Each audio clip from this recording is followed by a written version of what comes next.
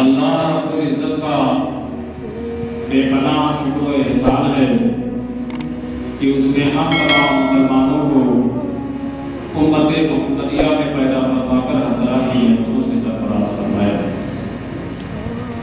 میں نے قرآن مقدس کی جس آیت کریمہ کی تلاوت کرنے کا شرف حاصل کیا ہے، اللہ جل جلالہ کا ارشاد ہے وَاتَّخَذَ اللَّهُ إِبْرَاهِيمَ خَلِيلًا۔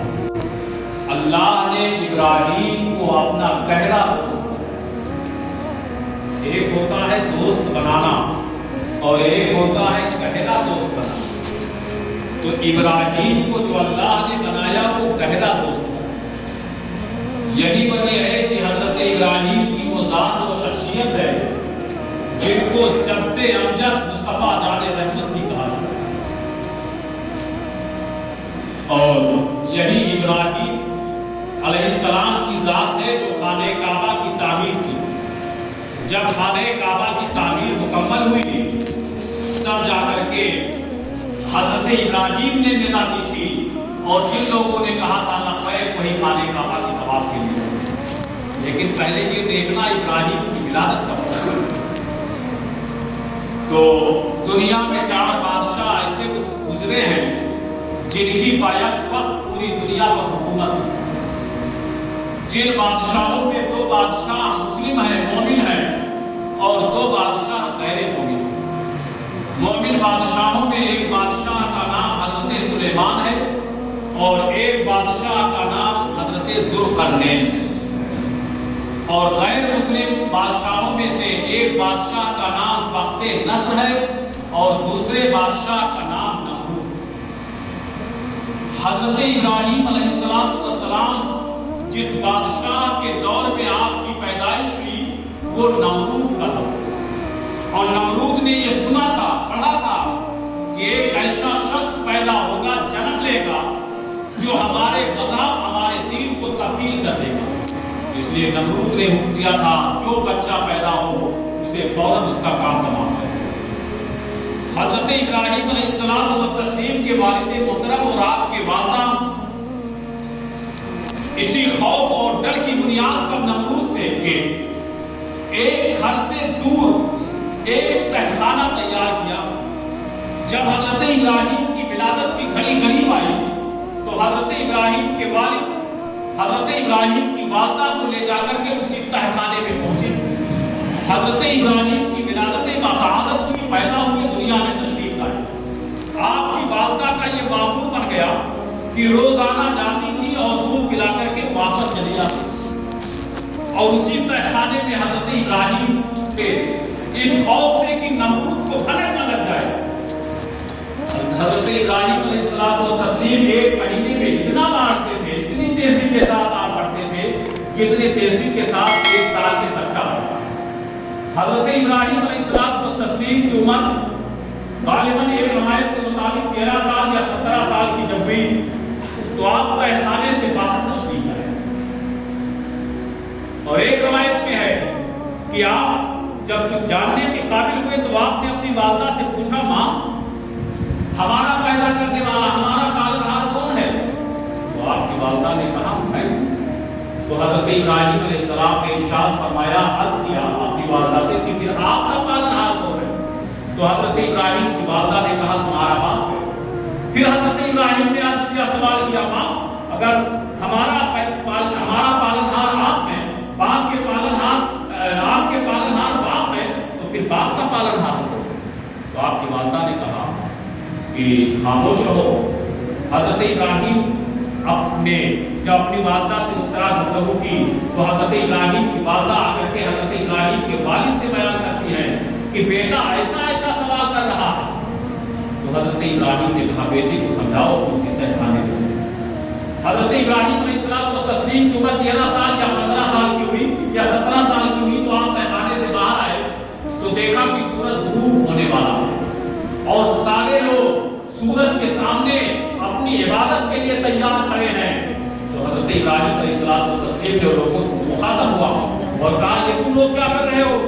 تو کہا ہم لوگ اپنی عبادت کر رہے ہیں، جو ہمارے طرف کا دستور ہے، جو ہمارا رسول ہے، جس مذہب کے ہم رہتے ہیں۔ تو حضرت ابراہیم علیہ तस्लीम ने लाहौर पढ़ा और कहा ताज्जुब है तुम लोग सूरज की पूजा करते हो, सूरज की इबादत करते हो, उसके माबूद मानते हो। तो लोगों ने हजरत इब्राहिम अलैहिस्सलाम तस्लीम से कहा हाँ हमारे यही माबूद हैं, हम इन्हीं की इबादत करते हैं। हजरत इब्राहिम अलैहिस्सलाम तस्लीम ने जब इस तरह की गुफ्तगू की तो आपका एक चचा था जिसका नाम तारीख में आज़म है, उससे हजरत इब्राहिम अलैहिस्सलाम तस्लीम ने कहा कि चचा आप ये क्या कर रहे हैं, ये कैसा इबादत बना करके रखे हैं अपने हाथों से और उन्हीं को अपना माबूद मानते हैं। तो कहा हाँ यही मेरे माबूद हैं। हजरत इब्राहिम ने कहा ये कैसे हो सकते हैं, ये ना सुन सकते हैं, ना कुछ मदद कर सकते हैं, ना कुछ कह सकते हैं, ना ये हमारी तरफ से कुछ हिमायत कर सकते हैं, ये हमारे माबूद नहीं है, हमारा परवरदिगार खुदाए माबूद शरीक है। आपके चचा आज़म ने कहा खामोश रहो, तुम्हें भी नहीं मालूम है, तुम भी छोटे हो। तारीफ में है कि उन दिनों एक दिन मेला लगता था जहां सारे लोग मेले में जमा होते थे। हजरत इब्राहिम अलैहिस्सलाम तस्लीम ने उस दिन को खलीफा समझा और जब सब लोग मेले में गए तो हजरत इब्राहिम पहुंचे उन लोगों के इबादत खाने में और एक लाइन से सारे उनके माबूदान इबादत को नीचे कर दिया और उसके बाद कुल्हाड़ी ले जाकर के एक के ऊपर रख दिया और रखने के बाद जब वो लोग मेले से वापस आए तो जब सब लोगों ने देखा तो कहा ये अगर किसी का काम है तो वो हजरत इब्राहिम का काम। चुनांचे नमरूद ने हुक्म दिया कि फौरन उन्हें गिरफ्तार करो। एक रवायत में पकड़ करके लाए और कहा तुमने इन्हें क्यों गिराया, ये हमारे माबूद नहीं है, हम इनकी इबादत नहीं कर सकते हैं, हमारा परवरदिगार तो एक है, अगर तुम कहो तो कुछ बोले ही तो कुछ नहीं कह सका। हजरत इब्राहिम ने कहा जवाब दो हमारा परवरदिगार कौन है। तारीख में शायर है और एक लिखता है कि पढ़ा ला इलाहा इल्लल्लाह इब्राहिम खलील। उसके बाद नमरूद ने हजरत इब्राहिम को गिरफ्तार करवाया और गिरफ्तार करवाने के बाद कहा तुम हमारे माबूदों को बुरा भला कहते हो, तुम्हें मालूम है। कहा जो झूठे हैं वो झूठे रहेंगे, हमारा परवरदिगार वो है जो मुर्दे को जिलाता है और जिंदे को मारता है। नमरूद ने कहा ये काम तो मैं आसानी कर सकता हूँ, इसमें कौन से कमाल की बात है। उसने दो कैदियों को बुलाया, एक वो कैदी था जिसे सजा मिलनी थी और एक वो कैदी था जिसे रिहा होना था। तो जिसे रिहा होना था उसका कत्ल करवा दिया और जिसका कत्ल होना था उसे रिहा कर दिया। मुझे मालूम मानो। तो हजरत इब्राहिम ने कहा ये अक्ल से अंधा है। हजरत इब्राहिम ने कहा सुनो अगर तुम खुदाई का दावा करते हो तो मेरा परवरदिगार वो है जो सूरज को पूरब से निकालता है पश्चिम में डुबोता है। अगर तुम वाकई खुदा हो तो सूरज को पश्चिम से निकालो पूरब। जब हजरत इब्राहिम ने इरशाद फरमाया तो नमरूद मबहूत होकर के रहे। कैसे कैद खाने में कैद करो, मुलाजिमीन को बुलवाया और मशवरा किया कि हजरत इब्राहिम के ताल्लुक से क्या किया जाए। किसी ने कहा इसे शहर बदर कर दिया जाए, किसी ने कहा इसे कैद खाने में डाल दिया जाए। इब्लीस का मुदार हुआ, कहा बादशाह नमरूद सलामत, आप हजरत इब्राहिम के ताल्लुक से गौर फिक्र कर रहे हैं। कहा बादशाह ने पहले हुक्म दिया कि एक चार दीवारी तैयार की जाए, 20 गज लंबी चौड़ी 20 गज चौड़ी गहरी, और उसमें लकड़ियां जमा की जाए और लकड़ियों जब जमा हो गई तो उसमें आग लगाई गई। आग के शोले फलकशुगार शोले आसमान से बातें करने लगे। उस आग की तेजी इतनी बढ़ गई कि अगल बगल का रहना मुश्किल हो गया। उसको आग इतनी तेज हो गई कि ऊपर से अगर कोई परिंदा चिड़िया गुजरता था तो कच्चर गुजर के कबाब हो जाया करता। बादशाह को इतला दी गई बालिजा आग पूरे शोर शोर पर है। अब नमरूद से कहा गया अब इब्राहिम का काम किया जाए। इब्लीस नमरूद ने मशवरा किया इनको आखिर आग में कैसे डाला जाए, कौन डालेगा। आग की तेजी इस कदर थी कि कोई आग में डालने के लिए तैयार नहीं। इब्लीस पहुंचा, कहा बादशाह आपके मुलाजिमीन हजरत इब्राहिम को आग में डालने से आजिज हैं, कोई तजवीज समझ में नहीं आ रही है। मेरे पास एक तरीका, एक इंजनी तैयार की जाए, उसी में हजरत इब्राहिम को रखा जाए और उसके बाद उन्हें उस आग में डाल दिया जाए। वाकया बहुत लंबा है। इब्लीस के बताने पर शैतान की एक इंजनी तैयार की गई ابراہیم کو اس کے بعد حضرت ابراہیم کو اس میں رکھا گیا. اب جب ابراہیم کو اس میں رکھا گیا تو زمین سے لے کر کے آسمان تک سارے لوگ ابراہیم کی بات کر رہے ہیں. منجنیق کے ذریعے حضرت ابراہیم کو آگ میں ڈالنے کی تیاری چل رہی ہے.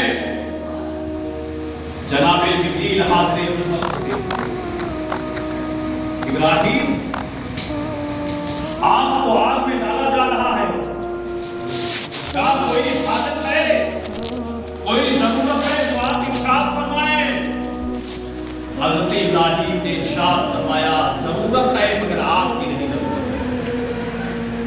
تو حضرت ابراہیم حضرت جبریل نے کہا اگر ضرورت ہے اور ہماری ضرورت نہیں ہے تو جس میں ضرورت ہے اس سے عرض کیجیے. تو جناب جبریل نے جب یہ عرض کیا تو حضرت ابراہیم فرماتے ہیں جانتا ہے وہ میرا رب جلیل, آگ میں جاتا ہے اس کا خلیل. جو جس کی بارگاہ میں جسے ضرورت ہے وہ خود جانتا ہے. حضرت ابراہیم کو آگ میں ڈالنے کی تیاری. سمندر کی لہروں کا ایک فرشتہ حضرت ابراہیم کی بارگاہ میں حاضر ہوتا ہے. ابراہیم, دریاؤں کی لہروں پر میری حکومت ہے, اگر آپ ارشاد فرمائیں تو ان دریاؤں کی لہروں سے پانی کو آن فارن میں بجھا دوں. حضرت ابراہیم نے کہا آپ کی کوئی ضرورت نہیں. ہوا کا فرشتہ بارگاہ حضرت ابراہیم میں حاضر ہوتا ہے.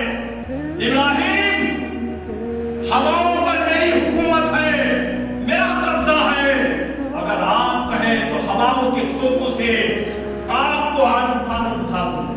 حضرت ابراہیم نے کہا کوئی ضرورت نہیں. بہت فرشتوں نے عرض کیا, سب سے ارشاد فرمایا ضرورت ہے مگر آپ کی نہیں. فرشتوں میں چیخ, سارے فرشتے پروردگار کی بارگاہ میں عرض کرتے ہیں مولا تیرا ایک بندہ ہے جو تیری وحدانیت کا اقرار کرتا ہے, اعلان کرتا ہے, تبلیغ کرتا ہے. ہم اسے نہایت کے درجے کے ساتھ ظالمین آگ میں ڈالنے کی تیاری کر رہے ہیں. پروردگار کرم فرما.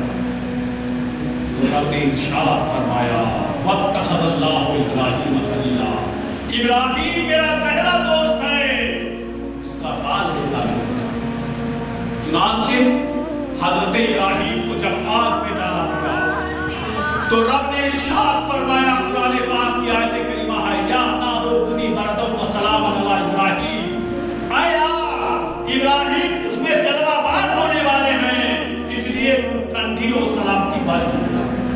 جب ابراہیم کو آگ میں ڈالا گیا یہ آیت کریمہ نازل ہو گئی تو وہ آگ جو مہینوں سے تیار ہو رہی تھی, جس کے شعلے بھڑک رہے تھے, اگر بغل کا رہنا ڈوبا تھا, اوپر سے پرندہ کرتا جب اٹھ کر کے آواز ہو جاتا, اب وہ آگ نہیں رہ گئی, وہ تو کلیاں اس میں کھل گئی, میوے آ گئے, شگوفے آ گئے. ابراہیم جا کر کے ایک تخت پر چلوا پڑا. ایک روایت میں ہے مفسرین فرماتے ہیں کہ اگر کہیں آگ لگی ہو اور آپ چاہتے ہیں کہ آگ وہیں سمٹ جائے تو جس طرح رب نے فرمایا یا نار کونی بردم و سلام علی ابراہیم, چند کنکریاں لے کر کے یہی پڑھ کر کے اور نظر بند کر دیجئے, وہ آگ وہیں سمٹ جائے گی, محدود ہو جائے گی. جہاں آگ لگے وہاں یا نار کونی بردم و سلام علی ابراہیم تاکہ آگ ٹھنڈی ہو جائے. اور روایت میں ہے دنیا میں جہاں بھی آگ جل رہی تھی جب یہ آیت کریمہ نازل ہوئی تو ساری آگ سلط ہو گئی. حضرت ابراہیم جلوہ بار ہوئے. نمرود کی بیٹی رفا تھی.